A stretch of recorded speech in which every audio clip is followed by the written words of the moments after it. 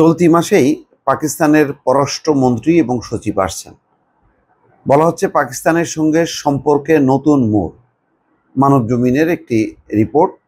বলা হচ্ছে যে ৫৪ বছরে এই প্রথম এতটা নাটকীয় মোড় নিয়েছে বাংলাদেশ পাকিস্তান সম্পর্ক। প্রায় ডিপ ফ্রিজে চলে যাওয়া সম্পর্কটি এখন কেবল স্বাভাবিক বা সচলই নয়, বরং এতে দৃশ্যমান রূপান্তর ঘটতে চলেছে। সম্পর্কের অমীমাংসিত ইস্যুগুলো নিষ্পত্তির চেষ্টার পাশাপাশি কিছু নতুনত্ব আনতে উভয়ের আগ্রহ রয়েছে, এমনটাই দাবি পেশাদার কূটনীতিকদের। আসলে আমরা পাকিস্তানকে নিয়ে কি করব? এখন ভারতের উপর গোস্বা করে আমরা পাকিস্তান নিয়ে নাড়াচাড়া করে আমাদের কি খুব লাভ হবে? আসলে পাকিস্তানের ইকোনমি অবস্থা ভালো না, এটা সবাই জানে। তাদের যে টাকার মান আমাদের চেয়েও খারাপ অবস্থা। পাকিস্তান এমন কোনো বিনিয়োগ করতে পারবে না, যদিও কিছু বিনিয়োগের প্রস্তাব নিয়ে কথাবার্তা হচ্ছে, সেটা নিয়ে কিন্তু কাজ হবে না। পাকিস্তান সম্পর্কে পশ্চিমা বিশ্ব হতাশ, এখন অনেকটা অ্যাভয়েড করে চলে। চীন কিছুটা সুড়সুড়ি দেয়। মোটা দাগে হচ্ছে আমাদের লাভটা কী হবে? আমরা ভারতের উপর ক্ষোভ ঝালটা মিটাইতে পারবো, কিন্তু পাকিস্তান নিয়ে কি খুব বেশি আমরা লাভবান হব?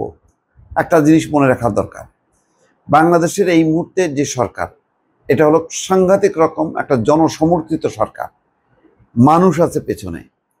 পাকিস্তানের এই সরকার জনসমর্থন আছে না, এটা পাপেট সরকার, পুতুল সরকার। পাকিস্তানের জান্তা বাহিনীর একটা পুতুল সরকার। পাকিস্তানের সবচেয়ে যে জনপ্রিয় নেতা ইমরান খান, তিনি কারাগারে। তার স্ত্রী বুশরা খান, তিনিও কারাগারে।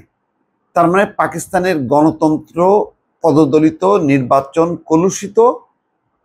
এই তার অর্থাৎ নির্বাচনকে কলুষিত করে, নির্বাচনে ব্যাপক কারচুপি কারসাজি করে পাকিস্তানের যেই সামরিক বাহিনী, তার সমর্থনে একটা জোট সরকার আছে, মুসলিম লীগ এবং পাকিস্তান পিপলস পার্টি।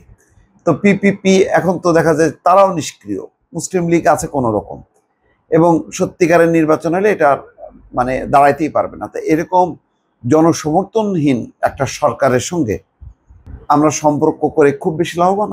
আসলে আমরা সরকার না, আমরা দেশের সাথে সম্পর্ক করতে চাই, কিন্তু দেশকে যারা প্রতিনিধিত্ব করতেছে তারা তো স্বাভাবিক না। যেমন ধরেন ভারতের সাথে আমরা সম্পর্ক চাই, কিন্তু ভারতকে এখন প্রতিনিধিত্ব করতেছে কারা? যে সরকার বিজেপি, তারা শেখ হাসিনা এবং আওয়ামী লীগ ছাড়া বোঝে না। যার কারণে এই 5ই আগস্ট পট পরিবর্তনের পর তাদের সঙ্গে আমাদের যাইতেছে না, তারাও মেনে নিতে পারতেছে না, আমরাও তাদেরকে মেনে নিতে আমাদের কষ্ট হচ্ছে। তারপরেও আমাদের যেহেতু একটা বড় বৃহৎ প্রতিবেশী, আমাদের কিছু নিয়মিত বাণিজ্যিক লেনদেন, ব্যবসা বাণিজ্য আছে, এটা দরকার আছে। কিন্তু পাকিস্তান নিয়ে আমরা কি করব, এটা আমি কিন্তু পরিষ্কার না। কিন্তু আবার পাকিস্তানের সাথে কি আবার ডিপ ফ্রিজে চলে যাবে সম্পর্ক? তেমনটা কি আমরা চাই না? তেমনটাও আমরা চাই না। আমরা সবার সঙ্গে মর্যাদা সম্পন্ন বা মর্যাদাপূর্ণ সম্পর্ক, কূটনৈতিক সম্পর্ক বজায় রাখতে চাই। সেই ক্ষেত্রে শেখ হাসিনা আগে যেটা করছে সেটা হলো ভারতকে খুশি রাখার জন্য, আর এখানে পাকিস্তান বিরোধী একটা মনোভাব তুলে ক্ষমতায় থাকার একটা রাজনৈতিক অভিসন্ধি নিয়ে সে কাজ করছে। এখন বাংলাদেশের সরকারের উচিত যে পাকিস্তানের সাথে সম্পর্ক করতে হবে দেশ হিসাবে, কিন্তু এত মাখামাখি ঘষাঘষি কিন্তু পাকিস্তানের জনগণও আবার পছন্দ করবে না, বিশ্ব পছন্দ করবে না। সুতরাং খুব একটা চেক অ্যান্ড ব্যালেন্স রেখে আমাদেরকে এগোতে হবে। এটা হচ্ছে আমার একটা অভিমত। দর্শক ভালো থাকবেন, আল্লাহ হাফিজ।